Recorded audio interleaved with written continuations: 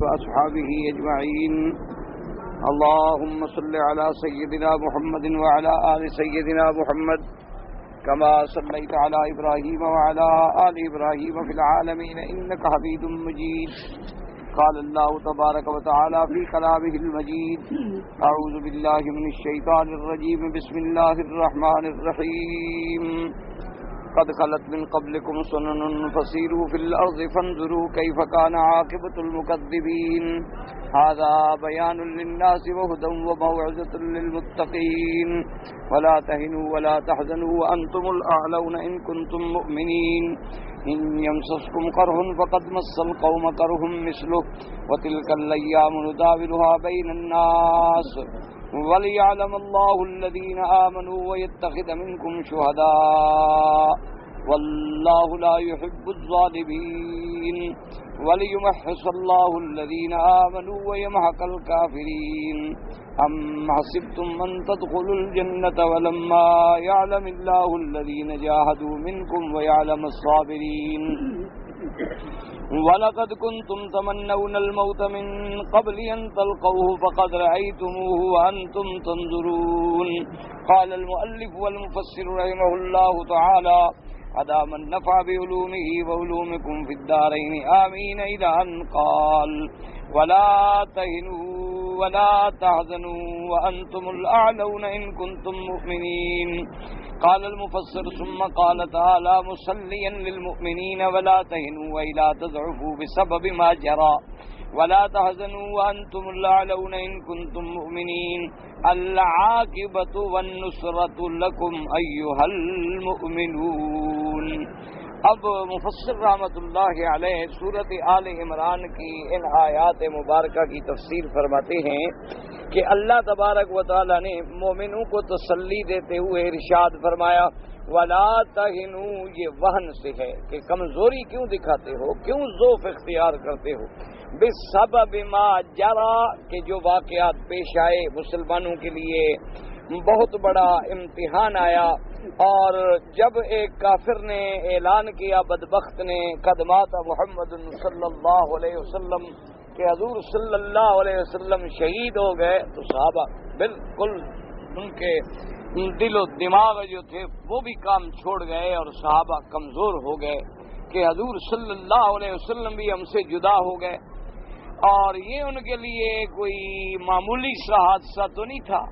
تو اللہ تبارک و تعالیٰ نے ان کو تسلی دی کہ ولا تہنوا، کیوں کمزوری کا اظہار کرتے ہو، جنگوں میں ایسے حالات ہوتے ہیں، جنگ تو پھر جنگ ہے نا، جنگ کوئی ایسی بات تو نہیں، کوئی شادی تو نہیں، جنگ تو آخر جنگ ہے، تو جنگ میں تو نقصان بھی ہوں گے، قتل بھی ہوں گے، زخم بھی لگیں گے، چوٹیں بھی آئیں گی، تو یہ سب کچھ متوقع چیز ہے، تو کمزوری کا کیوں دکھاتے؟ ولا تحزنوا، اور نہ تم غم کرو، انتم الاعلون ان کنتم مؤمنین، ہر حال میں تم سر بلند ہو، بس تم اپنے ایمان پہ جمے رہو، حضور صلی اللہ علیہ وسلم کی اطاعت پہ جمے رہو۔ وقتی طور پر اگر کہیں شکست آ گئی ہے تو اس کے اسباب پہ غور کرو کہ یہ تمہارے اپنے اندر کمزوریاں تھیں جن کی وجہ سے شکست آ گئی۔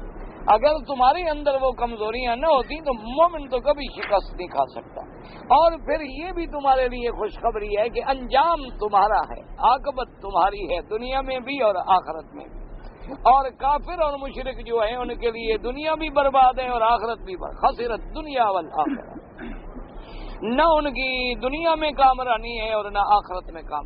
دنیا میں بھی آخر انہوں نے ذلیل ہونا ہے، خوار ہونا ہے، یا اللہ کے عذاب کا شکار ہونا ہے، اور آخرت میں دائمی عذاب۔ تم تو ہر حال میں کامیاب ہو کہ تمہارے صحابہ اگر قتل ہو گئے، مرتبہ شہادت پہ پہنچ گئے، اور شہید کا کتنا بڑا رتبہ ہے کہ اللہ نے انبیاء اور صدیقین کے بعد جو ہے وہ شہداء کا ذکر فرمایا۔ اور اگر تمہیں زخم لگے، ایک ایک زخم پہ تمہارے لیے اجر ہے، تم پر مصیبت اور غم کے پہاڑ ٹوٹ پڑے، اس پہ صبر کرو گے، اس پہ بھی اجر ہے۔ مومن تو ہر حال میں کامیاب۔ تو اللہ تبارک و تعالیٰ نے صحابہ کی تسلی کے لیے اور ایمان والوں کی تسلی کے لیے یہ آیات اتاری۔ فرماتے ہیں یمسسکم قرح فقد مس القوم قرح مثلہ ای ان کنتم قد اصابتکم جراح وقتل منکم طائفہ فقد اصاب اعداؤکم قریبا من ذلك من قتل وجراح وتلك الايام نداولها بين الناس اي نديل عليكم الاعداء تارة وان كانت لكم العاقبة لما لنا في ذلك من الحکمة۔ اب اللہ پاک نے ارشاد فرمایا، پہلے تو تسلی کا ایک انداز تھا کہ بھئی تم کمزوری کیوں دکھاتے ہو، تم غم کیوں کرتے ہو، عاقبت کامیابی تمہارے لیے ہے۔ اور اسی جنگ احد میں جیسے میں نے کل عرض کیا تھا کہ جنگ احد میں بھی اگر آپ دیکھیں تو عاقبت جو ہے وہ مومنین کے حق میں، اس لیے کہ کافر مدینہ منورہ سے ناکام واپس لوٹ گئے، صرف صحابہ شہید ہو گئے اور تو قبضہ تو نہیں کر سکے، یعنی مدینہ منورہ تو نہیں فتح کر سکے، نہ مدینہ منورہ میں داخل ہو سکے، تو اللہ نے پھر بھی تو تمہاری مدد کی کہ الٹا صحابہ نے ان کا تعاقب کیا، وہ بدر صغرا تک تعاقب کرتے رہے۔ جب آپ مدینہ جاتے ہیں نا پرانے راستے سے تو ایک ہے بدر کبرا جہاں جنگ ہوئی تھی اور حضور صلی اللہ علیہ وسلم کو فتح نصیب، اس بدر کبرا کے اور آگے مدینے کی طرف جائیں تو پھر ایک اور جگہ آئے گی، اس کا نام ہے بدر صغرا۔ اس کے بعد ہے پھر وہ بیر استراحہ جہاں حضور صلی اللہ علیہ وسلم نے آرام فرمایا۔ تو بدر صغرا تک مسلمانوں نے تعاقب کیا کافروں کا۔ تو بہرحال اللہ نے فرمایا، اچھا اب دوسری تسلی کا عنوان اللہ نے فرمایا میرے مدنی صلی اللہ علیہ وسلم آپ اپنے ایمان والے صحابہ سے کہیں کہ اگر آج تمہیں زخم لگے اور تمہاری جماعت کے لوگ شہید ہوئے ہیں تو دشمن بھی تو مارا گیا، بدر میں ان کے بھی تو 70 مارے گئے تھے، ان کو بھی تو زخم لگے تھے، وہ بھی تو قید ہوئے تھے، تو کوئی ایسی بات تو نہیں ہے۔ یہ تو ہمارا نظام ہے کہ کبھی ڈول ادھر ہو جاتا ہے، کبھی ادھر ہو جاتا ہے، کبھی فتح ہوتی ہے، کبھی شکست ہوتی ہے، ہم کبھی دولت دے کر آزماتے ہیں، کبھی دولت لے کر آزماتے ہیں۔ اللہ تبارک و تعالیٰ کے امتحان ہیں، وہ کسی کو غریب بنا کر آزماتے ہیں، کسی کو غنی بنا کر آزماتے ہیں۔ اس لیے حضرت امیر المؤمنین سیدنا عمر بن الخطاب رضی اللہ تعالی عنہ نے فرمایا جب مسلمانوں کی فتوحات ہو گئی ماشاءاللہ، روم فتح ہو گیا، کسرا فتح ہو گیا، کیسریت ختم ہو گئی، ہرقلیت ختم ہو گئی، اسلام کا پرچم جو ہے مشارق الارض و مغاربہا تک پہنچ گیا، تو حضرت عمر رضی اللہ تعالیٰ عنہ نے فرمایا کہ ابتلینا بالضراء فصبرنا ثم ابتلینا فی السراء فلم نصبر۔ آپ نے فرمایا پہلے تو اللہ نے ہمارا امتحان لیا ہماری غربت سے کہ ہم پر فقر ہے، کھانے کو نہیں ملتا، روٹی نہیں ہے، جگہ نہیں ہے، ٹھکانہ نہیں ہے، 2 کھجوریں کھا کے ہم زندگی گزار رہے ہیں۔ تو پہلے تو ہمارا یوں امتحان آیا، اور اب اللہ نے ہمارا امتحان دیا ہے ہمیں دولت دے کر کہ اب قدم قدم پہ پیسہ ہے، بیت المال بھرے ہوئے ہیں، خزائن ہیں، غنائم ہیں، فتوحات ہیں، حتیٰ کہ حضرت عمر رضی اللہ تعالیٰ عنہ نے حکم دیا کہ ہمارے ملکوں میں کوئی یہودی ہے، کافر ہے، بوڑھا ہے، بیکار ہے، اس کو بھی وظیفہ دو، اس کو بھی وظیفہ دے دو۔ اصل میں بڑی بد قسمتی ہے، اور تو میں کچھ نہیں کہہ سکتا، یہی کہہ سکتا ہوں کہ ہماری بد نصیبی ہے کہ ہمارے اسلام کے جتنے اچھے اعمال ہیں وہ دشمنوں نے لے لیے، اور ان کے جتنے گندے افعال ہیں وہ ہم مسلمانوں نے لے لیے۔ اب آپ یورپ کے ملکوں میں جائیں، آپ کو سوشل سیکورٹی ملے گی باقاعدہ، کہ وہاں ان کا ایسا ایک نظم ہے کہ ہر آدمی کا علاج، ہر آدمی کی تعلیم، آدمی بوڑھا ہو جائے وظیفہ، نوکری چھوٹ گئی، آپ کی نوکری ایک جگہ سے کمپنی نے آپ کو نکال دیا، کوئی غم نہیں آپ کو، آپ جا کے رپورٹ کریں گے، آپ کو باقاعدہ ہفتہ وار وظیفہ ملے گا جب تک نوکری نہ ملے، اور آپ کا بچہ پیدا ہوگا وظیفہ، اچھا، اور جتنے بچے زیادہ ہوتے جائیں گے اتنی وظیفہ بڑھتا چلا جائے گا، حتیٰ کہ پہلے دن جب بچے کی ولادت ہوتی ہے تو دودھ کی بوتلیں بھی ساتھ لکھی جائیں گی کہ اتنی بوتل دودھ آپ کو پہنچے گا۔ تو یہ سارا نظام اصل میں سیدنا عمر کا تھا رضی اللہ تعالی عنہ، ان کا نظام نہیں تھا۔ انہوں نے تو سیدنا امیر المومنین حضرت عمر رضی اللہ تعالی عنہ سے کہ انہوں نے اپنے وقت میں حکم دیا تھا کہ میری سلطنت میں کوئی بھوکا نہیں ہوگا، کوئی بیکار نہیں ہوگا، بیت المال سے وظیفے دو۔ اور ساتھ یہ بھی حکم دیا تھا کہ اگر کوئی یہودی ہے، نصرانی ہے، عیسائی ہے، مجوسی ہے، کسی مذہب پہ ہے، لیکن وہ بوڑھا ہے، بیکار ہے، ضعیف ہے اور مسلمانوں کے خلاف تلوار نہیں اٹھاتا، لڑتا نہیں ہے مسلمان، اس کو بھی وظیفہ دو، کیونکہ ہمارے ملک میں رہتا ہے اور اقلیتوں کی حفاظت کے ہم ذمہ دار ہیں۔ اسی طرح اسلام نے یہ حکم دیا تھا کہ اللہ کسی ملک پہ غلبہ دے دے تو دوسرے مذہب والوں کے عبادت خانے کو کبھی نہ گراؤ۔ اسلام نے حکم دیا کہ اگر کوئی کنیسہ ہے، کوئی گرجا ہے، کوئی معبد ہے، کوئی مجوس کا عبادت خانہ ہے، کوئی آتش پرستوں کا، مت گراؤ۔ اسلام نے کہا رہنے دو سب کو۔ اسی طرح یہ حکم اسلام نے دیا تھا کہ کسی مذہب کے عالم پر کبھی تلوار نہ اٹھاؤ، چاہے وہ یہودی ہے، چاہے وہ نصرانی ہے، چاہے وہ کسی مذہب سے تعلق رکھتا ہے، ان کا پادری ہے، پنڈت ہے، ان کا احبار ہے، خبردار ان کو قتل مت کرو الا وہ تلوار لے کر میدان میں مقابلے پہ آئے۔ اگر تلوار لے کر مقابلے پہ آئے تو ٹھیک ہے، وہ حربی ہے، وہ لڑ رہا ہے تو تم بھی لڑو گے، ورنہ حضور نے حکم دیا خبردار کسی عورت کو قتل نہ کرو، کسی بوڑھے کو قتل نہ کرو، کسی راہب کو قتل نہ کرو، کسی غیر مذہب کے عبادت خانے کو نہ گراؤ۔ حضور صلی اللہ علیہ وسلم نے حکم دیا کہ خبردار ان کے بتوں کو بھی گالی مت دو، یعنی جن کو انہوں نے اللہ کے مقابلے پہ خدا بنایا ہوا ہے، فرمایا خبردار ان کو گالی مت دو۔ وَلَا تَسُبُّوا الَّذِينَ يَدْعُونَ مِن دُونِ اللَّهِ فَيَسُبُّوا اللَّهَ عَدْوًا بِغَيْرِ علم۔ اسی طرح پھر حضرت عمر رضی اللہ تعالی عنہ کو جب اللہ نے وسعت دے دی، اللہ نے اموال غنیمت دے دی، آپ نے سب کے وظائف جاری کیے کہ کوئی بلکہ حضرت عمر رضی اللہ تعالی عنہ کا یہ اعلان آج تک تاریخ میں ریکارڈ ہے کہ آپ نے فرمایا کہ اگر فرات کے دریا کے کنارے پر کسی بکری کی ٹانگ ٹوٹ جائے اور وہ چرنے سے رہ جائے اور بھوکھی رہ جائے تو اس کا بھی قیامت میں عمر کو جواب دینا ہوگا۔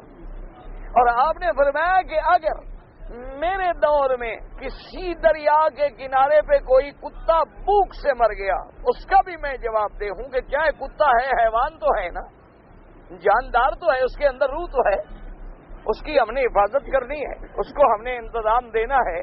تو یہ سارا جتنی اچھا، اسی طرح اسلام نے حکم دیا کہ اگر گواہی کا معاملہ آ جائے، تمہارا باپ ہے، بیٹا ہے، بھائی ہے، بیوی ہے، بچے ہیں، یا تمہارا دشمن ہے، سچی بات کرو، جھوٹی بات کبھی نہ کرو۔ یہ اسلام نے حکم دیا تھا کہ تم ایک کپڑا بیچ رہے ہو اور اس میں کسی جگہ کوئی نقص ہے تو گاہک کو بتلا دو کہ بھائی میرے کپڑے میں یہ نقص ہے، دیکھ لو، اس میں یہ بات ہے، یہ داغ ہے، ایک دیکھ لو، لینا ہے میں اتنی پیسے کم کر دیتا ہوں، تمہیں قبول ہو لے لو، نہیں تو بغیر اگر اپنا عیب بتلائے ہوئے تم نے بیچ دیا ہے تو اسلام نے کہا تم نے دھوکہ دیا ہے، یہ بے حرام۔ اسلام نے پابندی لگا دی۔ اسی لیے اسلام نے ایک حکم دیا کہ اگر کوئی آدمی مثلا گائے خریدتا ہے، بھینس خریدتا ہے، بکری خریدتا ہے تو اس نے آ کر مالک سے پوچھا تو اسلام کہتا ہے کہ دھوکہ مت دو، کہ جیسے بعض جاہلیت میں لوگ کرتے تھے کہ 2-3 دن گائے کا دودھ نہ نکالا، اب جس دن گاہک آئے گا دیکھنے کے لیے تو ماشاءاللہ تو اس کے پاس تو بہت دودھ ہے، کیونکہ 2 دن تو نکالا نہیں گیا، اس نے کہا جی دیکھ لیں آپ، دودھ نکالا ماشاءاللہ 10 کلو، گھر گیا تو 1 کلو بھی نہیں ہے، تو اسلام نے کہا یہ بے حرام ہے، تم کسی کو دھوکہ نہیں دے سکتے۔ اسی لیے اسلام نے یہ بھی شرط لگائی کہ اگر ہم نے مثلا جانور خریدا ہے تو میں آپ سے شرط لگاؤں گا کہ بھی 3 دن تک مجھے اختیار ہے اس کو دیکھنے کا، میں 3 دن اس کا دودھ گھر میں جا کے دیکھوں گا، جو تم نے کہا ہے اتنا ہے تو تیرا میرا سودا پکا، اور اگر یہ دودھ اتنا نہ ہوا تو تیری گائے واپس، میرے پیسے واپس۔ اسلام نے کہا کہ یہ شرط رکھ لی۔ اچھا اب دیکھو کتنا اسلام رعایت دے رہا ہے۔ اسلام کہتے ہیں شرط ہو گئی، 3 دن کے بعد تم نے اس کو گائے واپس کر دی، وہ بات صحیح نہیں نکلی، اس نے کہا تھا کہ 5 کلو دودھ دیتی ہے، وہ دیتی ہے 2 کلو، 5 کلو والی بات غلط تھی، تم گائے واپس کر دو پیسے، لیکن 3 دن تم نے دودھ تو استعمال کیا ہے نا اس کا، اسی لیے اسلام نے کہا اس کا بھی معاوضہ ادا کر۔ گو کوئی ایسی بات نہیں تھی. اسلام نے کہا گو گنجائش ہے کہ تم نے شرط کی تھی, اس نے قبول کی تھی, تم دینے کے پابند نہیں ہو, لیکن پھر بھی اسلام کہتا ہے نہیں, آخر تم نے اس کا دودھ پیا تو ہے نا, اب اس کو چیز خالی واپس نہ کرو بلکہ اس کو اس کا بھی بدل دے دو تاکہ کسی کا ایک حق جو ہے وہ تمہارے ذمہ باقی نہ رہ جائے. یہ ساری چیزیں ہمیں اسلام نے سکھلائی تھی. نظافت ہمیں اسلام نے سکھلائی تھی کہ حضور پاک صلی اللہ علیہ وسلم نے, اس سے بڑی بات کیا ہو سکتی ہے کہ حضور نے فرمایا کہ نظافت جو ہے, صاف رہنا, پاک رہنا اور لباس کا صاف رکھنا جو ہے یہ ایمان کا حصہ ہے. حضور نے فرمایا یہ ایمان میں داخل ہے. یعنی باہر کے لوگوں کے نزدیک تو صفائی جو ہے ایک عادت ہے, ایک اچھی بات ہے, لیکن ان کے دین میں داخل نہیں ہے, ان کے ایمان کا حصہ نہیں ہے. مسلمان کے لیے تو نظافت ایمان کا حصہ ہے. اسی لیے اسلام نے ہمیں, یعنی آپ اندازہ کریں اس سے بڑا کوئی رعایت ہو سکتی ہے کہ اگر کسی غریب آدمی نے بصل کھا لیا, غریب آدمی ہے, روٹی ہے نہیں, کیا کرے بیچارہ. ہمارے غریب تو اب بھی یہی گزارا کرتے ہیں نا, کسی نے بصل توڑ لیا, کسی نے لسی کے ساتھ لقمے کھا لیے, بصل کھا لیا. بصل حرام بھی نہیں, حلال ہے, لیکن حضور نے فرمایا تیرے منہ سے کچے بصل کی جو بو آئے گی تم مسجد میں نماز کے لیے نہ آؤ, وہیں گھر میں اپنی پڑھ لو تاکہ تم دوسرے مسلمان کو تکلیف نہ پہنچاؤ کہ تمہاری بدبو سے وہ بیچارہ پریشان ہو جائے. اللہ تبارک و تعالیٰ, آپ دیکھو نا کوئی بات, ہمارے بھائی حقہ پینے والے ہوتے ہیں یا سگریٹ کے بہت زیادہ عادی ہوتے ہیں, ان کے ساتھ سجدہ کرو تو اللہ معاف کرے معلوم ہوگا کہ تم کہیں جہنم میں گر گئے. اللہ تبارک و تعالیٰ معاف فرمائے, امتحان ہو جاتے, اگلا پچھلا قرآن بھول جاتا ہے کہ میں نے پتہ نہیں کیا پڑھا تھا اور کیا سنا تھا اور امام نے کون سی قرات پڑھی تھی. تو اسلام کسی کو اتنی ہوا سے بھی تکلیف دینے کا روادار نہیں. یعنی آپ اندازہ کریں یہ ساری باتیں اسلام کا حکم تھا. اس سے بڑی رعایت کیا ہو سکتی ہے کہ اسلام نے اگلے دن, جیسے ایک آدمی مسئلہ پوچھ رہا تھا نا کہ جی ہم نے 2 لاکھ روپیہ ایک آدمی کو قرض دے دیا, اب مکان ہم نے لے لیا رہن میں, اب مکان ہم استعمال کر رہے ہیں. او خدا کے بندے, اگر رہن تم استعمال کر رہے ہو, مکان کا کرایہ ہے مثلا 2000 روپے, تو 2000 روپے کے حساب سے 24,000 روپے سال کا تم فائدہ حاصل کر رہے ہو. اس سے بڑا کوئی سود ہے کہ 2 لاکھ روپیہ بھی تم نے لینا ہے اور جب تک وہ 2 لاکھ نہ دے مکان میں بھی بیٹھے ہو, نہ اس سے کبھی غریب سے 2 لاکھ اکٹھا ہوگا نہ تم مکان سے نکلو گے. لہذا تم نے تو بڑا اچھا حاصل کر لیا اور آخر میں خلاصہ یہی کرو گے کہ جی پیسے لاؤ یا مکان کی قیمت کرو اور باقی لے لو. یہ تو ظلم ہے, یہ کوئی شریعت اجازت نہیں دے. رہن کا معنی یہ ہوتا ہے کہ اگر اعتماد نہیں ہے, بھئی میں نے آپ سے 10,000 ریال قرض لیا, آپ نے کہا دیکھیں جی آپ کا میرا لین دین نہیں ہے, آپ 10,000 کی کوئی چیز میرے پاس امانت رکھ دیں, رحم رکھ. میں نے اپنے گھر کے زیور 10,000 ریال کے آپ کے پاس امانت رکھ دی, اس نے باندھا محفوظ کر کے رکھ دیا کہ جی فلاں تاریخ کو آپ مجھے پیسے دیں گے, اگر نہیں دیں گے تو میں ان کو بیچ کر اپنا اصل لے لوں, اگر تمہارے پیسے بچ گئے تو میں واپس کر دوں گا, کم ہو گئے تو تم مجھے دے دو گے تاکہ اس بیچارے کا وہ پیسہ محفوظ ہو جائے. یہ تو نہیں کہ آپ وہ زیور کرائے پہ چلانے شروع کر دیں, تو کوئی نہیں کہ اس کے استعمال سے فائدہ حاصل کر لے.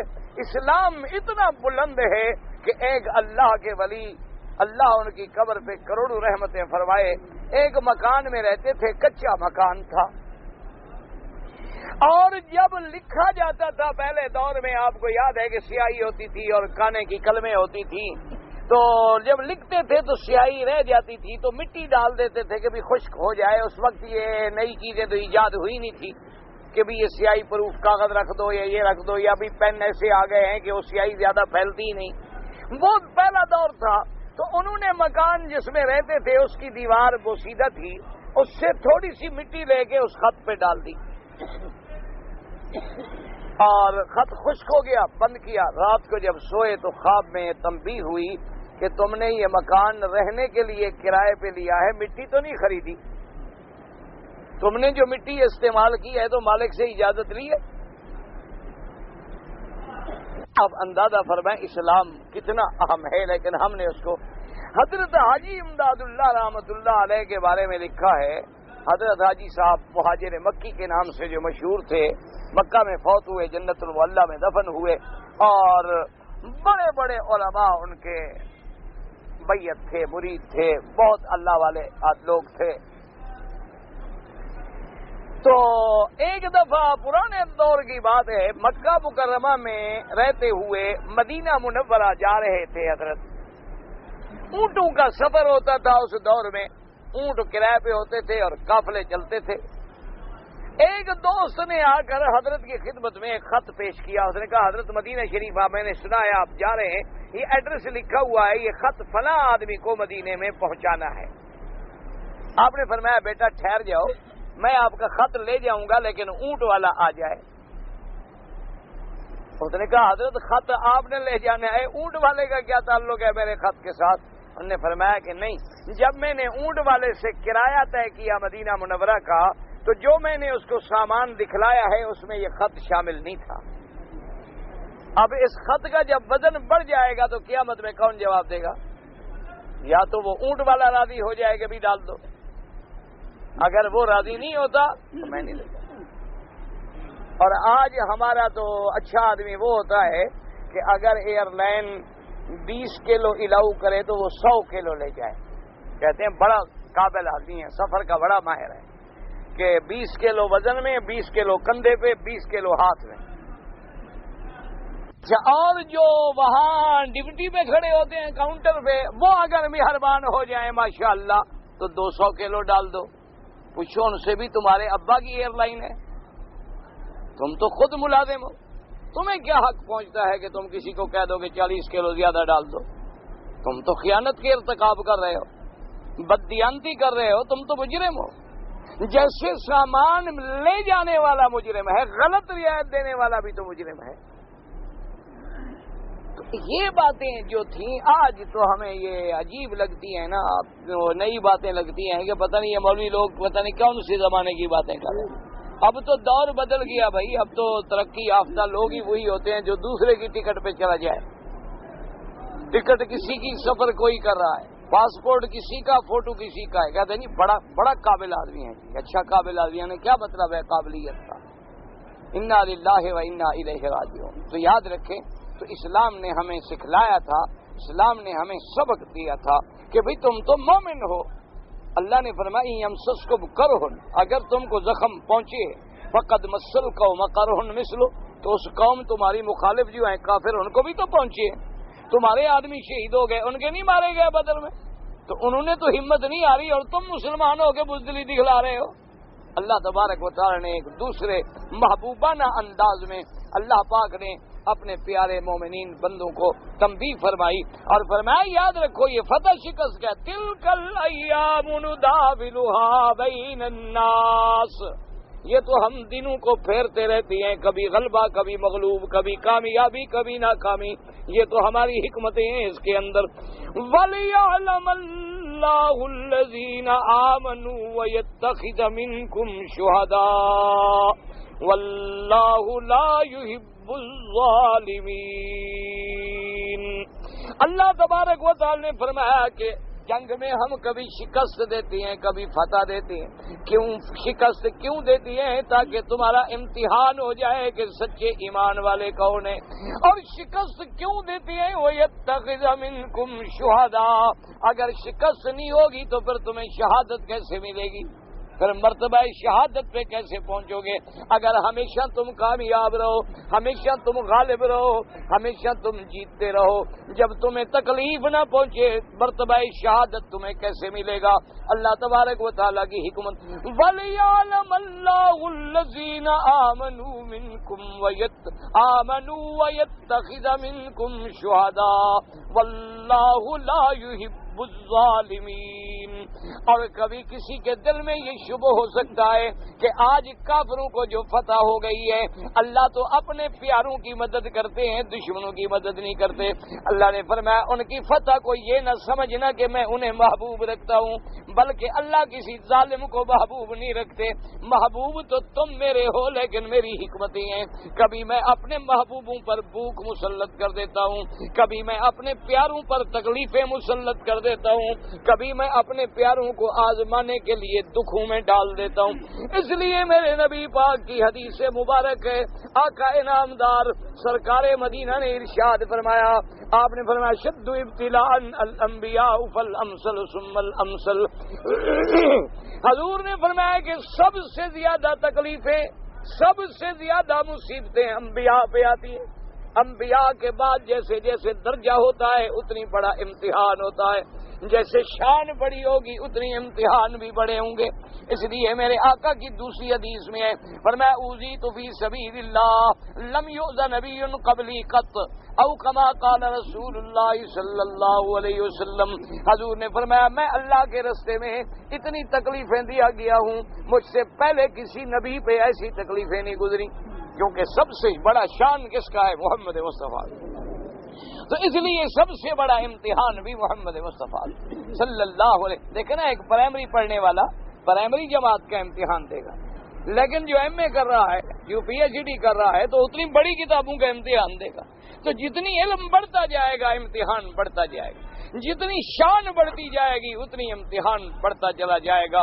آپ دیکھ لیں کہ اللہ کے نبی کا چاچا ہو سیدنا حمزہ ہو اور احد کے میدان میں بدن ٹکڑے ٹکڑے ہو جائے رضی اللہ تعالی عنہ وارضاہ، کیا اللہ اپنے نبی کے چاچے کی حفاظت نہیں کر سکتے تھے؟ اللہ تبارک و تعالیٰ اگر چاہتے تو سیدنا حمزہ رضی اللہ تعالیٰ عنہ کی حفاظت کوئی مشکل تھی۔ اور یعنی صرف یہ نہیں کہ شہید ہو گئے، بلکہ قاتل نے شہید کرنے کے بعد ٹکڑے ٹکڑے کر دیے اور پھر اندر سے کلیجہ نکال لیا، اور وہ کلیجہ نکال کے لے آیا اور ہندا کو دیا، زوجہ ابی سفیان کو ابھی اسلام نہیں لے آئی تھی، اس نے کچا چبایا دشمنی کے اندر آ کے۔ حضرت سیدنا حمزہ سید الشہداء رضی اللہ تعالی عنہ، جن کا اتنا بڑا مرتبہ ہے، جب حضور پاک نے ان کی لاش مبارک دیکھی ہے نا جی، تو حضور صلی اللہ علیہ وسلم جلال میں آ گئے۔ آپ نے فرمایا میرے صحابہ، اگر حمزہ کی بہن کا اور عورتوں کی تکلیف کا مجھے احساس نہ ہوتا تو میں اپنے چچے کو اسی حالت میں چھوڑ دیتا میدان میں کہ دفن بھی نہ کرو، تاکہ قیامت میں اللہ کے دربار میں کہہ سکوں کہ یا اللہ تیرے دین کے لیے میرے چچے کے ٹکڑے پڑے ہیں میدان میں، دیکھ۔ لیکن عورتیں برداشت نہیں کر سکیں گی، اس لیے میں حکم دیتا ہوں کہ میرے چچا کو دفن کیا جائے۔ اور اندازہ فرمائیں سید الشہداء ہے، امن نبی المصطفیٰ ہے، لیکن کفن ڈالا گیا تو پورا نہیں ہوتا۔ ہمارے پاس تو 100 چادریں ڈالتے ہیں نا، یہ بھی چادر ڈال دو اور یہ بھی دوپٹہ ڈال دو اور یہ بھی پتہ نہیں کوئی پگڑی ڈال دو، اور اتنی کپڑے ڈال دیتی ہیں کہ زندہ بھی نہ اٹھا سکے۔ مردہ تو مردہ، زندہ آدمی بیڑی ڈال دو تو وہ بھی نہ اٹھا سکے۔ اور جس شریف نے زندگی میں پگڑی نہیں باندھی اس کو یا موت کے وقت بندھواتے ہیں یا شادی کے وقت بندھواتے ہیں، پتہ نہیں اس دن ان کو کیوں خیال آ جاتا ہے پگڑی کی عزت کا۔ ایک مولوی کو بھی دیتے ہیں عید والے دن، ماشاءاللہ۔ حقیقت ہے، ہمارے ہاں تو رواج تھا، پتہ نہیں تمہارے ملک میں نہ ہو، ہمارے یہاں رواج تھا کہ جو مولوی عید پڑھانے آتا ہے نا، جب وہ عید کا خطبہ پڑھا رہا ہوتا ہے، وہ آئے کہ یہ بلوچ قوم کا بڑا ہے، وہ ایک پگڑی آ کے کندھے پہ رکھے گا، یہ ارائی قوم کا بڑا ہے، یہ گجر قوم کا بڑا ہے، یہ راجپوت قوم کا بڑا، ہر قوم کا ایک آدمی مولوی صاحب کے کندھے پہ آ کے وہ ایک دوپٹہ رکھتے ہیں، پتہ نہیں دوپٹہ ہے یا کوئی کیا بلا ہے۔ مقصد یہ ہوتا ہے کہ یہ قومیں ان کو اپنا امام مانتی ہے، یعنی یہ ان کا ایک قسم کا اعتراف ہوتا ہے۔ اور ایک تو اس دن دیتے ہیں، اچھا، یا پھر دوسرا جس دن شادی کرنی ہو نا جی، اس دن بھی ماشاءاللہ بڑا کلا لے آئیں گے، بندہ ہوا بھی باہر سے آتا ہے کہ اس کے تو باپ نے کبھی سر پہ نہیں رکھا، کھل جائے تو کبھی نہ باندھ سکے، لیکن بہرحال اس کو بندھواتے ہیں اور گھوڑے پہ بٹھا دیتے ہیں، اور وہ بیچارہ اوپر ایسے بیٹھا ہوتا ہے کہ ابھی موت آئی، جس نے کبھی گدھے پہ بھی سواری نہ کی ہو، اس بیچارے کو جو گھوڑے پہ چڑھا دو، آگے پیچھے پکڑے ہوئے ہیں، اچھا وہ پھر بینڈ باجے والے گھوڑا اور شرارت کرتا ہے، تو وہ جاتے جاتے یعنی مشکل سے دولہا خیر سے گھر پہنچتا ہے، وہ 8-10 دن تو اسی ڈپریشن میں رہتا ہے غریب کے، پتہ نہیں میں کس پھانسی پہ لٹکا ہوا تھا کہ شکر ہے اتر تو آیا۔ یہ اصل پتہ ہے یہ کیا ہے؟ کبھی سوچا ہے، کبھی غور کیا کیا چیز ہے؟ یہ رسم نہیں ہے۔ پہلے زمانے جاہلیت میں مردوں کا یہ رواج تھا، مرد اسی کو کہتے تھے کہ گھوڑوں پہ جاتے تھے اور دشمنوں پہ ٹوٹ پڑتے تھے، ہاں قاتلانہ حملے کرتے تھے اور ان کی لڑکیوں کو کھینچ کے لے آتے تھے۔ یہ اس دور کا ایک تصور ہے، زمانہ جاہلیت کا ایک تصور ہے کہ وہ گھوڑوں پہ بیٹھتے تھے اور لوگوں کی عورتوں کو زنجیریں ڈال ڈال کے، پاؤں میں رسے باندھ باندھ کے، ہاتھ باندھ کے، گلے میں پٹے ڈال کے گھوڑے پہ بیٹھے ہوئے کھینچ کھینچ کے لا رہے ہیں. تو ہم نے اس کو بڑا خوبصورت رنگ دیا ہے کہ بغیر ہتھکڑی مارنے کے کنگن پہنا دیے، گلے میں رسا ڈالنے کے بجائے ہم نے ایک لاکٹ ڈال دیا، پاؤں میں زنجیریں ڈالنے کے بجائے ہم نے ان کو پازیب پہنا دی، اور وہ گھوڑے والا تصور قائم رکھا کہ دولہا گھوڑے پہ آ کے دوسرے کی لڑکی اٹھا کے جا رہا ہے. یہ وہ زمانہ جاہلیت کا ایک تصور ہے.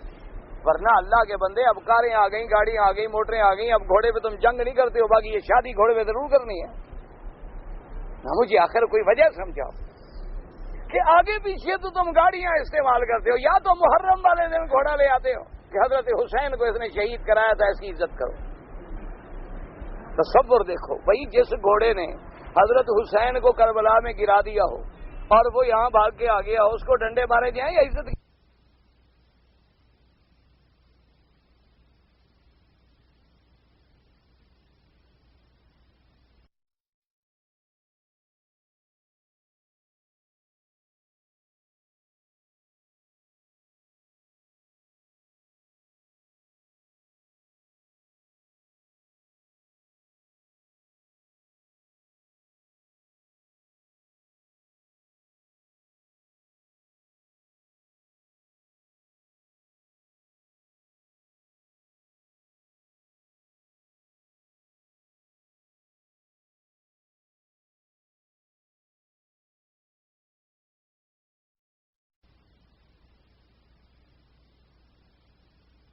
گھوڑے پہ چڑھے ہی نہیں کربلا میں. یہ بات بھی یاد رکھنا، ساری دنیا کی تاریخیں کنگھال ڈالو، حضرت اونٹ پہ تشریف لے گئے، حضرت گھوڑے پہ تھے ہی نہیں. وہ سفر سارا اونٹوں پہ تھا. حضور صلی اللہ علیہ وسلم کے جتنے سفر ہیں سب اونٹنیوں پہ ہیں. حضور مکہ میں آئے اونٹنی پہ آئے، حدیبیہ میں آئے اونٹنی پہ آئے، حج پہ آئے اونٹنی پہ آئے، خیبر آئے اونٹنی پہ. گھوڑے پہ تو کبھی کبھی حضور صلی اللہ علیہ وسلم سوار ہوئے، ورنہ جتنے اسفار ہیں میرے مدنی پاک کے سب اونٹوں پہ تھے. حضرت حسین رضی اللہ تعالی عنہ کا سفر مبارک جو ہے وہ بھی اونٹنی پہ تھا. ان کو کہو اگر شوق ہے تو یہ گھوڑا چھوڑا چھوڑے، اونٹ نکالا کریں. اگر ضروری ہے، ان کے نزدیک کوئی مذہب کی بنیاد ہے، اللہ ہدایت ہے، اور کیا کہہ سکتے ہیں، ہم تو دعا ہی کر سکتے ہیں، ہمارے پلے میں اور کیا ہے. تو اللہ نے فرمایا ہم نے شکست اس لیے رکھی ہے تاکہ فیصلہ ہو جائے کہ مومن کون ہے، منافق کون. اور پھر تمہیں شہادت کیسے ملے گی اگر شکست نہیں آئے گی؟ تو اس میں بھی حکمتیں ہیں، کبھی ہم شہید بناتے ہیں، کبھی غازی بناتے ہیں. اچھا ایک بات یاد رکھو، قرآن وَلِيَعْلَمَ اللَّهُ الَّذِينَ آمَنُوا وَيَتَّخِذَ مِنكُمْ شُهَدَاءَ. بعض جاہل اور گمراہ فرقے کہتے ہیں کہ اللہ کو بھی پتہ نہیں تھا جنگ ہوگی تو پتہ چلے گا، تاکہ اللہ جان لے ایمان والے کون ہیں. یہ بات نہیں یاد رکھو، اللہ کو تو ہر چیز ہمارے پیدا ہونے سے بھی پہلے پتہ ہے، زمین و آسمان بننے سے پہلے پتہ ہے. وہ قرآن میں مخاطب کرتے ہیں اپنے بندوں کو ان کے عقل کے مطابق، تاکہ لوگوں پر یہ علم ظاہر ہو جائے. اب لوگوں پہ بات واضح ہو جائے کہ مومن کون ہے، منافق کون ہے، کھرا کون ہے، کھوٹا کون ہے. اللہ کو ہر چیز کا پتہ ہے، جنگ ہونے سے پہلے بھی پتہ ہے، جنگ ہونے کے بعد بھی پتہ ہے. اس لیے فرماتے ہیں وَلِيُمَحِّصَ اللَّهُ الَّذِينَ آمَنُوا. ہم تکلیفیں دیتے ہیں تاکہ تمہیں نکھار دیں، نتھار دیں. جیسے سونار سونا ڈال کے تیزاب میں ڈالتا ہے، آگ پہ رکھتا ہے تاکہ کھرا علیحدہ ہو جائے اور گند جو ہے وہ جل جائے. ہم بھی تکلیفیں دیتے ہیں، جنگ دیتے ہیں تاکہ ایمان والوں کو نکھار لیں، ان کے گناہ اگر ہیں تو ان کے کفارہ ہو جائے، ان کی سیئات ہیں تو پاک ہو جائیں. ایُکفر عنہم من ذنوبہم ان کانت لہم ذنوب والا رفع لہم فی درجاتہم بحسب ما اصیبوا.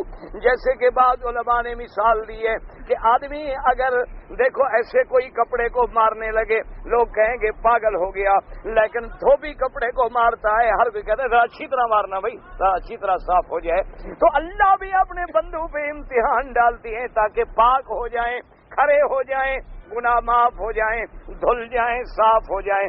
اور اگر گناہ نہیں ہے تو ان کے درجات اور بلند ہو جائیں. جتنی مصیبتیں پڑیں گی اتنی درجات بلند ہو جائیں گے. ایک آدمی نے حضرت سری سکتی رحمت اللہ علیہ سے پوچھا، انہوں نے پوچھا کہ حضرت مجھے ایک بات سمجھ نہیں آتی، جتنے اولیاء اللہ ہم نے دیکھے ہیں ان پہ بڑی تکلیفیں ہم نے دیکھی ہیں کہ کوئی نابینا ہو گئے، کوئی بوڑھے ہو گئے، کوئی بیمار ہو گئے، کوئی ریڑھیوں پہ آ گئے، کوئی اٹھنے کے قابل نہیں ہے، غلام خادم اٹھا رہے ہیں، بڑی تکلیفوں میں ہوتی ہیں۔ انہوں نے فرمایا اللہ کے بندے، اللہ پاک نے اپنے بندوں کے لیے فیصلہ کیا ہے کہ فلاں درجے پہ جنت میں نے پہنچانا ہے، تو بعض بندے اپنے عمل سے اس درجے پہ پہنچتے ہیں، اور بعض درجہ اتنا اونچا ہے کہ عمل جتنا بھی کرے نہیں پہنچ سکتے، ساتھ اللہ تکلیفیں بھی دے دیتے کہ کچھ عمل کی وجہ سے ترقی کر جائے، کچھ صبر کی وجہ سے ترقی کر جائے اور اپنی منزل پہ پہنچ جائے۔ تو اس لیے جو کچھ بھی اللہ دیتے ہیں یہ اس کی طرف سے محبوب ہوتا ہے۔ اللہ تکلیف بھی دے تو آمنا اور صبر کرے، اللہ آزمائش ڈالے الحمدللہ، اللہ نعمت دے الحمدللہ۔ مومن کی تو صفت یہ ہے الذین اذا اصابتهم مصیبۃ قالوا انا للہ وانا الیہ راجعون، اگر ان کو کوئی مصیبت پہنچے تو وہ کہتے ہیں انا للہ، سب اللہ کے لیے، اسی کی طرف لوٹ جانا ہے۔ جب ہے اللہ کا، اللہ نے اپنی چیز لے لی تو ہم کیا کر سکتے ہیں۔ اولئک علیہم صلوات من ربہم ورحمہ وَأُولَئِكَ هُمُ الْمُهْتَدُونَ، اللہ نے فرمایا یہ صبر کرنے والے جو ہیں ان پر اللہ کی رحمتیں ہیں، اور یہی لوگ ہیں ہدایت والے، یہی لوگ ہیں کامیاب جو مصیبت کے وقت میں صبر فرما لیں۔ اس لیے فرماتے ہیں یکفر عنہم من ذنوبہم ان کانت لہم ذنوب، اگر گناہ ہوتی ہیں تو ان تکلیفوں سے گناہ ان کے مٹ جاتے ہیں، اگر گناہ نہ ہوں تو درجات ان کے بلند ہو جاتے ہیں۔ وَيَمْحَقَ الْكَافِرِينَ أي فإنهم إذا ظفروا بغوا وبتروا فيكون ذلك سبب دمارهم وهلاكهم ومحقهم وفنائهم۔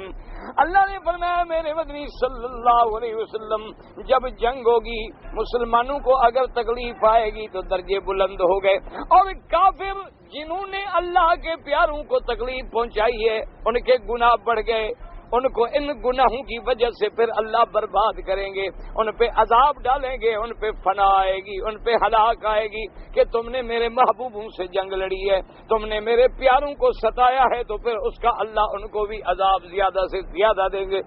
محکمانہ کسی چیز کو مٹا دینا، فَيَمْحَقَ الْكَافِرِينَ، یعنی جب کافر کامیاب ہو جائیں گے تو لازمی بات ہے کہ بغو سرکشی کریں گے، وَبَتَرُوا اکڑیں گے اپنی اس پہ، فَيَكُونُ ذَلِكَ سَبَبُ دِمَارِهِمْ، یہ ان کا اکڑنا، یہ سرکشی کرنا، یہ حد سے نکلنا جو ہے سبب بنے گا ان کے ہلاک ہو جانے کا، برباد ہو جانے کا، ان کے مٹ جانے کا، ان کے فنا ہو جانے کا۔ اب دیکھیں تیسرا انداز بیان ہے، اب اندازہ فرمائیں قرآن پاک کی بلاغت کا، فصاحت کا، اسلوب کا اور مقام صحابہ کا۔ اللہ اکبر، انہی آیات میں دیکھیں کہ میرے مدنی کے صحابہ کتنے شان والے، سب کہہ دو رضی اللہ عنہم ورضوا، اللہ ان سے راضی، ہم بھی ان سے راضی۔ اور یاد رکھیں کہ اللہ نے، دیکھو نا جیسے آپ کا کوئی پیارا ہو تو آپ اس کو کہتے ہیں بھائی غم نہ کرو، صبر کرو بھائی، صبر کرو، بھائی صبر کرو۔ اچھا پھر آپ اس کو کہتے ہیں بابا دیکھو کوئی موت نئی بات تو نہیں نا، اور بھی تو مر جاتے ہیں، لوگوں نے مرنا، یار میں نے بھی تو مرنا ہے، بھائی ہم نے بھی تو مرنا ہے۔ پھر یوں تسلی دیتے کہ بھائی کیوں غم کر رہے ہو موت کا، آخر باپ مر گیا، دادا مر گیا، فلاں مر گیا، ہم نے بھی تو مر جانا ہے، موت تو سب پہ آنی ہے۔ اللہ کے بندے صبر کرو، موت تو ایسی چیز ہے جو ٹل نہیں سکتی۔ اچھا وہ پھر بھی صبر نہیں کرتا تو پھر آپ کہتے ہیں اللہ کے بندے تم تو ایمان والے ہو، ایمان والے نیک بندوں پر ہی تو آزمائش آتی ہے، تم اگر اللہ کے پیارے نہ ہوتے آزمائش کیوں آتی؟ آزمائش تو آتی ہی اللہ کے پیارے بندوں پہ ہے، جو جتنا گناہ گار ہے فاسق ہے مزے میں۔ آج دیکھ لو جتنے فاسق فاجر ہوں گے ہٹے کٹے کھا رہے ہیں، پی رہے ہیں، کوئی دکھی نہیں، اور جتنا عابد ہے، زاہد ہے، نمازی ہے، دین والا ہے، علم والا ہے، مصیبتوں میں، پریشانیوں۔ آج آپ دیکھ لیں کہ جتنے گھروں میں لڑکیاں آوارہ ہیں، بے حیا ہیں، قریانی پسند ہیں، اور اللہ معاف کرے برائی میں طاق ہیں، سب خوش ہیں، گھر والے بھی خوش ہیں، شوہر بھی تابع ہے، محلے والے بھی خوش ہیں، شہر والے بھی خوش ہیں۔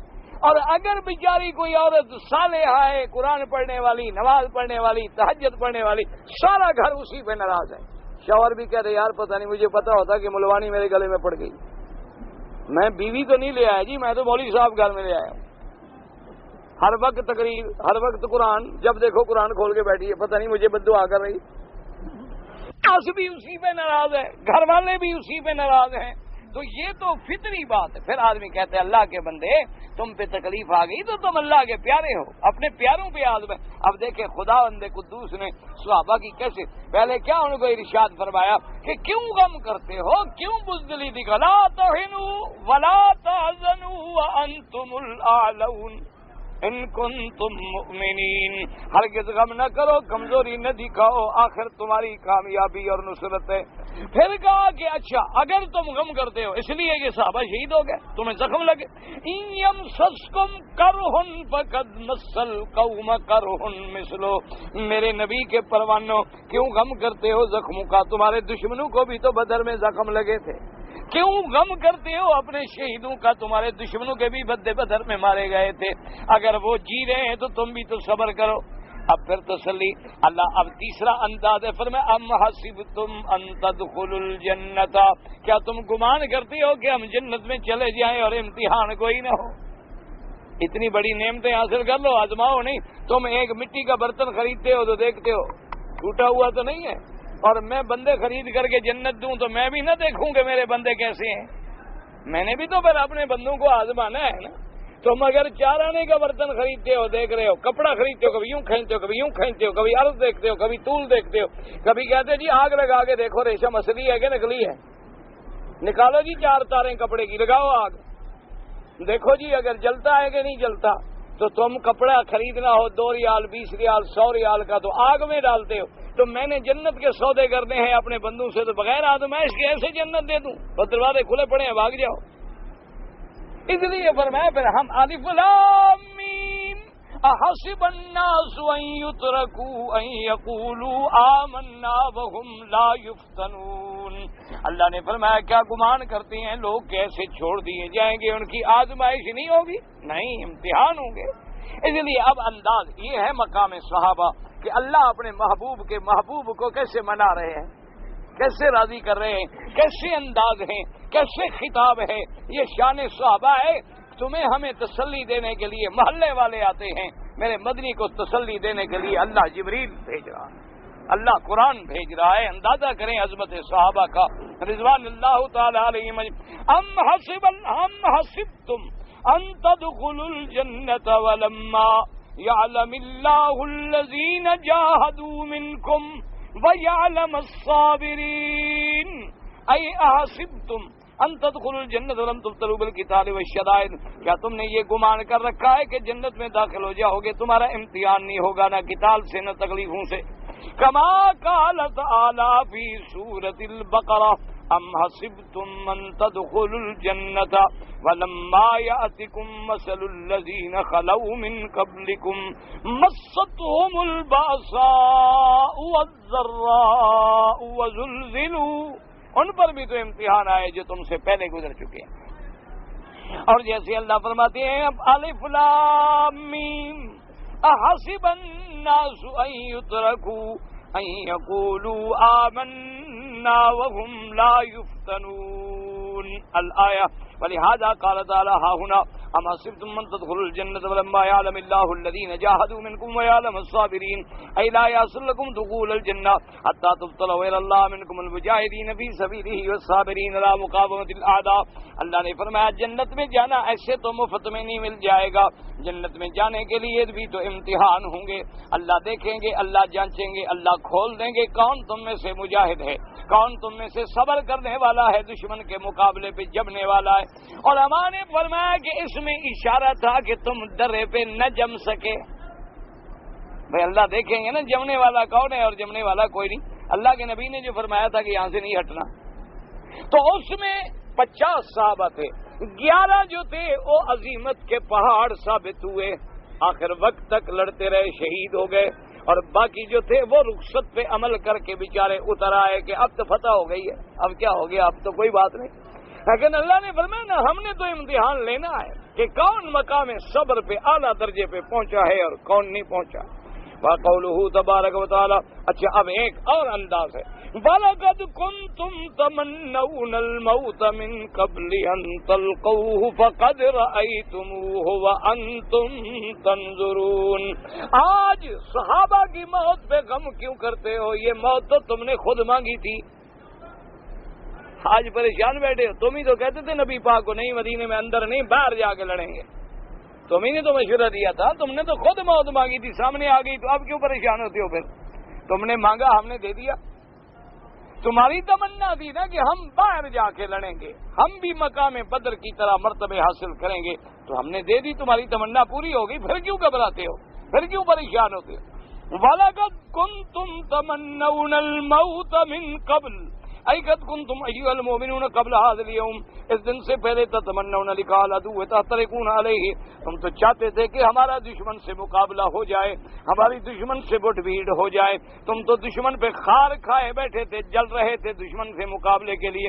وتودون مناجزتهم مصابرتهم. تم چاہتے تھے ان سے قتال ہو جائے, ان سے لڑائی ہو جائے.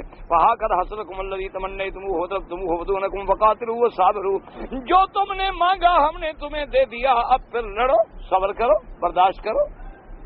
ثبت فی الصحیحین ان رسول اللہ صلی اللہ علیہ وسلم قال لا تتمنوا لقاء العدو وصلوا اللہ العافیہ فاذا لقیتموہم فاصبروا واعلموا ان الجنة تحت ظلال السیوف. میرے آقا سرکار مدینہ صلی اللہ علیہ وسلم نے فرمایا, اور یہ حدیث صحیحین کے اندر یعنی بخاری مسلم کے اندر موجود ہے. حضور نے فرمایا لا تتمنوا لقاء العدو. کبھی دشمن کی تمنا نہ کرو کہ ہاں ہمیں مقابلے کا موقع ملے. دشمن نہیں, کبھی نہ. اگر فَإِذَا لَقِيتُمُوهُمْ فَاصْبِرُوا. اگر دشمن آمنے سامنے آ جائے تو پھر جم جاؤ, پھر لڑو, پھر جان لو کہ ان الجنت تحت ظلال السیوف, کہ جنت تلواروں کے چھاؤں کے نیچے ملتی ہے. پھر گھبراؤ نہیں, لیکن خود بھی تمنا نہ کرو کہ جی ہمیں مقابلہ ہو, یار دشمن آئے دیکھیں ہم بھی ہاتھ دکھائیں وہ بھی ہاتھ دکھائے. تمنا نہ کرو. لیکن اگر بغیر تمہاری تمنا کے مقاتلے کا وقت آ جائے تو پھر ثابت قدم رہو, کیونکہ جنت جو ہے پھر وہ تلواروں کے سائے میں ملتی ہے. ولہذا قال تعالی فقد رأيتموه يعني الموت شاهدتموه وقتا حد الأسر اشتباك الرماح وصفوف الرجال للقتال والمتكلمون يعبرون هذا بالتخيل فهو مشاهدة ما ليس بمحسوس كالمحسوس كما تتخيل الشاة صداقة القبش وعداوة الذئب. اب جناب مفسر رحمۃ اللہ علیہ فرماتے ہیں, فرمایا فقد رأيتموه. تم نے اپنے آنکھوں سے موت کو دیکھ لیا, مشاہدہ کر لیا. کیسے کر لیا؟ کہ تلواروں کی دھار اور نیزوں کی تیزی اور صفیں جوانوں کی بن گئیں جب قتال کے لیے. تو اب مزہ دیکھ لیا نا تم نے, کیسے تلوار لگتی ہے, کیسے زخم لگتے ہیں, کیسے تیر چلتے ہیں. دیکھ لیا نا, مانگتے تھے تم. اور بعض علماء فرماتی ہیں کہ یہ تخیل ہے کہ آدمی یعنی خیال کرے ایسی چیز کا جو موجود تو نہیں لیکن اس کو محسوس کے طور پہ سمجھے. جیسے مثالیں دی جاتی ہیں کہ بکرا جو ہے, کبش جو ہے, دمبا جو ہے, اس کی صداقت دوستی, کہ دیکھو آدمی اس کو پالے نا تو اس کے پیچھے پیچھے پھرتا رہتا ہے. اور بھیڑیا جو ہے اس کی دشمنی, کہ بھیڑیے کو جتنے دودھ پلاؤ بھیڑیا رہے گا. سانپ کو جتنا دودھ پلاؤ کسی نہ کسی وقت اس نے ڈنگ مار دینا ہے, وہ اپنی حرکت سے باز نہیں آئے گا. اور دمبے جو ہے دیکھو بیچارے کی دوستی دیکھ لو, تو اس کو جو قربانی والے دن ذبح کرنے کے لیے جا رہا ہے مالک, وہ بغیر رسی کے پیچھے پیچھے جا رہا ہے. تو اس لیے بعض مثالیں دی جاتی ہیں. اللہ نے فرمایا فقد رأیتم, یا تو حقیقتاً یا یہ ہے کہ آپ موت دیکھ لو, گویا کہ محسوس کر لو. اس لیے علماء نے فرمایا کہ بعد نے کہا حقیقتاً مشاہدہ ہو گیا, اور بعد نے کہا کہ تخیل ہے.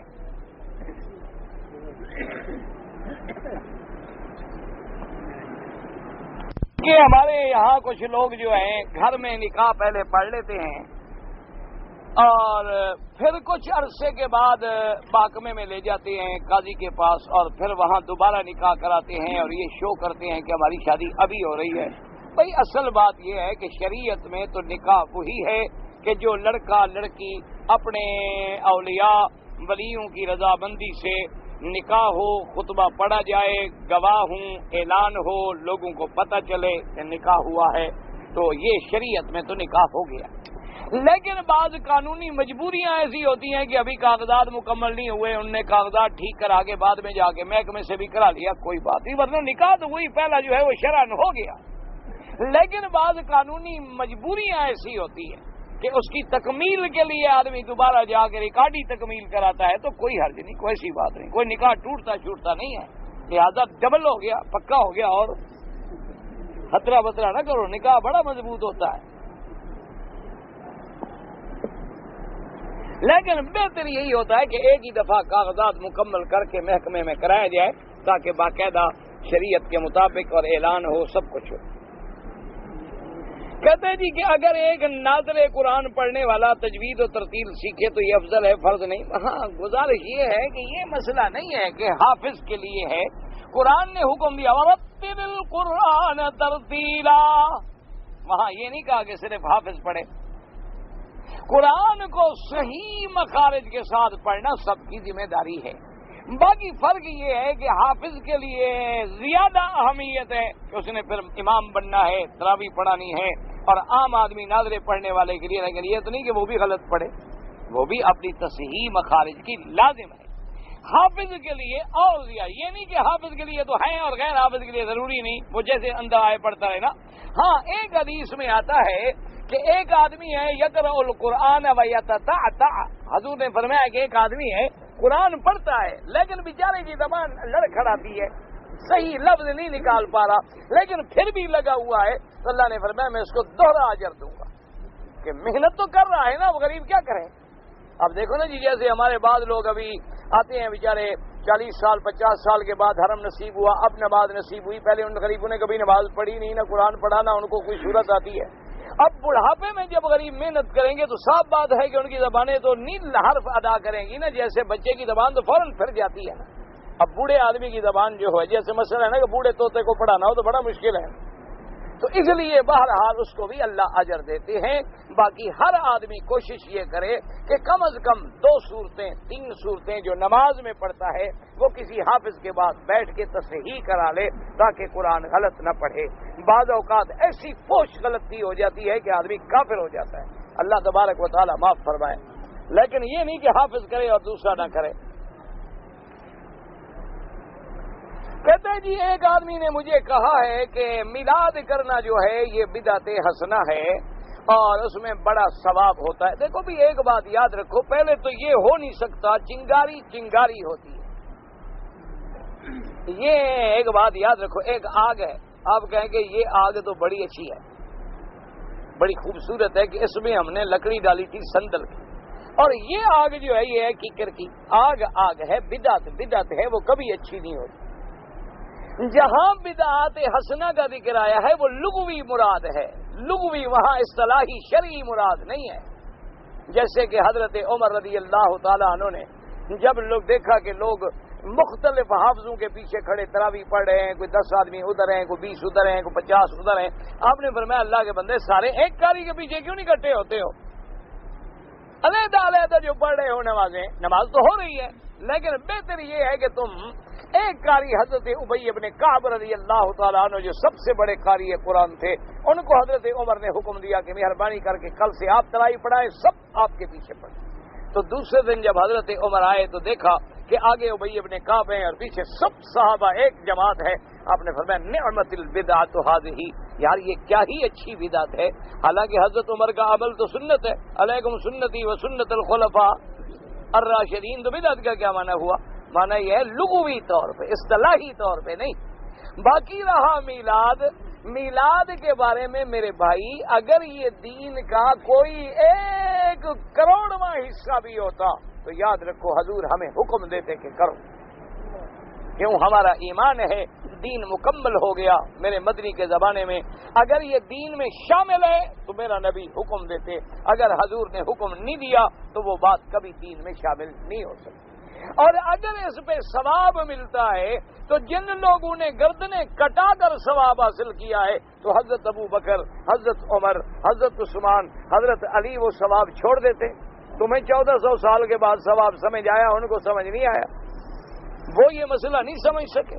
بی بی فاطمہ الزہرا کو یہ مسئلہ سمجھ نہیں آیا، حضرت حسن حسین کو یہ مسئلہ سمجھ نہیں آیا کبھی نانے کا ہم نے میلاد بنانا ہے. اس لیے یاد رکھو اس کا کوئی تعلق دین سے نہیں ہے، بلکہ اس کو بدعت حسنہ کہنا جو ہے یہ جہالت ہے، بالکل منع ہے شریعت میں.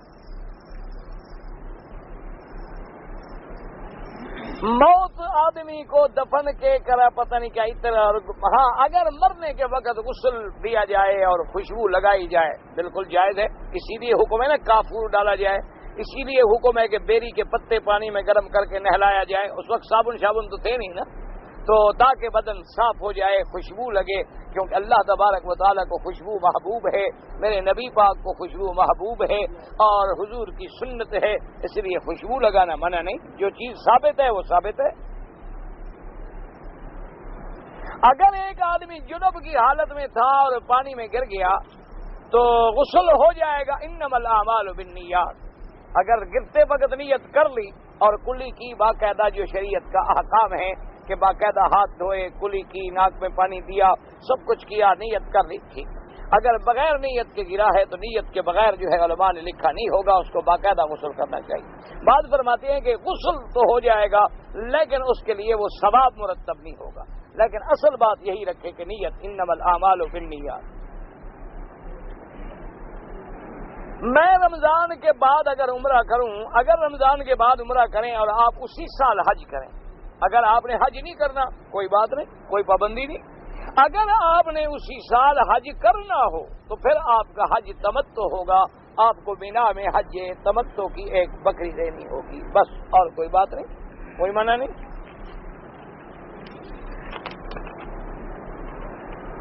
میرے گھر میں بیماری ہے، اللہ سب کے گھروں میں جو بیماریاں ہیں دور فرما دے. اللہ تمام بیماروں کو شفا کاملہ عطا فرما دے. دعا کریں اللہ ہم سب کی بیماریاں بھی دور فرمائیں، روحانی بھی اور جسمانی بھی.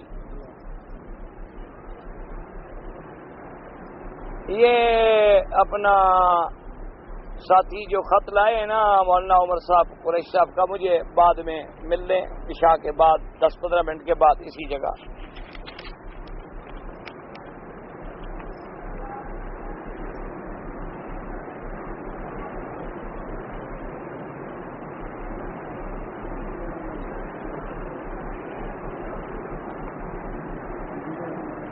بہرحال بات یہ ہے کہ آپ نے نکاح کیا اور نکاح کے وقت آپ نے حق المہر نہیں دیا. بعد میں آپ کو یاد آیا کہ میں نے حق المہر دینا ہے. آپ نے بیوی سے کہا کہ حق المہر لے لو، اس نے خوشی سے معاف کر دیا. ٹھیک، کوئی بات نہیں. بیوی کا وہ حق ہے، اگر بیوی لے لے تو مرضی اور معاف کر دے تب بھی اس کی مرضی. لیکن ایک بات یاد رکھو، ایک ہوتا ہے کہ بیوی سے محبت کرتے وقت پیار میں یا تڑی میں کہا کہ معاف کرو، تو یہ معاف نہیں ہوتی. یا مثلا میاں بیوی لیٹے ہیں، محبت میں پیار ہو رہا ہے، اب کہا جی آپ کی عقل مارے میں نے دینے کا، چھوڑو جی کیا دینی ہے میں نے معاف، تو یہ کوئی معافی نہیں. یہ بات بھی یاد رکھو. اس لیے علماء نے لکھا ہے کہ کوئی مولوی تقریر کر کے لوگوں کو رلائے کہ بھئی چندہ دینا ہے اور بالکل دین گر جائے گا اور ابھی دین بیٹھ جائے گا، تو انہوں نے کہا یہ بھی ڈاکہ ہے. جیسے ڈاکو ڈاکہ مار کے لیتا ہے، اس نے بھی تو ان کو متاثر کر کے لیا، وہ دینا تو نہیں چاہتے تھے. ان کو چندے میں ایسا پھنسایا، ایسا رلایا جناب کہ غریب بیچارے جو ہیں وہ نہ چاہتے ہوئے بھی جیب سے پیسے نکالے. یار اسلام کہیں گر نہ جائے. حالانکہ اسلام نہیں گرتا، فکر نہ کرو، مولوی سارے مر جائیں، اسلام زندہ ہے. اسلام نہیں گرتا. اسلام کی ہمیں ضرورت ہے، اسلام کو ہماری کوئی ضرورت نہیں. جب ہمیں ضرورت پڑی ہمیں اسلام نے بچایا ہے، ہم نے اسلام کو کبھی نہیں بچایا. یاد رکھو اگر حق المہر معاف کرانی ہے تم بیوی کو حق المہر دے دو، اس کو سنبھال کے دے دو. 2 دن 4 دن 10 دن کے بعد وہ خود تمہیں واپس کر دے تو سمجھو یہ راضی ہے، معاف کر دے. ورنہ اب بیچاری تم مانگو، اسے پتا ہو گیا اگر حق المہر مانگو گی تو شام کو گھر بھیج دے گا طلاق دے کے، تو معاف نہیں کرے گی تو کیا کرے گی؟ یہ معافی نہیں. اللہ تو جانتا ہے نا دلوں کے معاملے. اگر اس نے صحیح معنی میں معاف کیا تمہارے لیے حلال، اگر معاف نہیں کیا تمہارے ذمے ہے اور قیامت میں پکڑے جاؤ گے. کتنی بڑی بدقسمتی ہوگی کہ آدمی اپنی بیوی کی وجہ سے جہنم میں چلا جائے.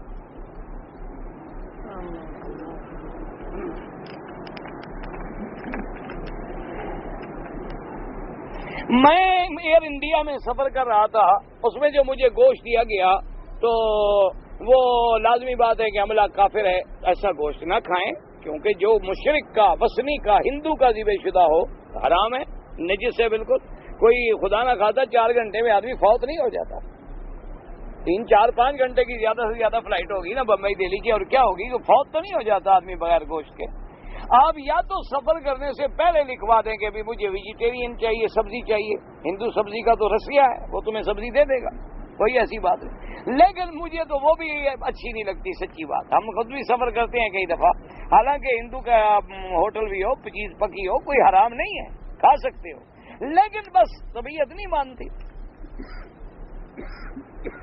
ایک آدمی نے بیوہ عورت سے شادی کی تھی، لڑکی تھی وہ بھی جوان ہو گئی، اس آدمی نے لڑکی سے بھی شادی کر لی. ابھی دونوں ماں بیٹی ایک ہی گھر میں، نعوذ باللہ.